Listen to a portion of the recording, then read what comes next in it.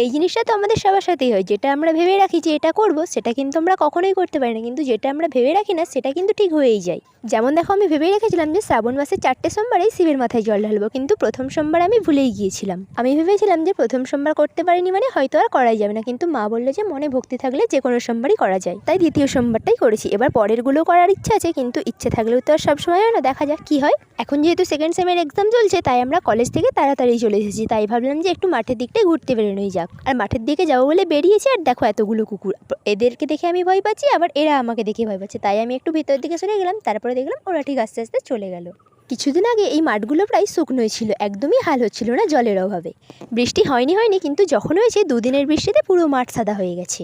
আর এই যে বীজতলাটা দেখতে পাচ্ছ, এটা আমাদের। দেখো ধান গাছগুলো কতটা বড় বড় হয়ে গেছে, আর 2-1 দিনের মধ্যে এই ধান গাছগুলো লাগাতে হবে। আর ওই দূরের দিকে দেখো কত বীজতলা, এগুলো অনেকে দেরি আছে, দুদিন পরে আবার রোয়াও হয়ে যাবে।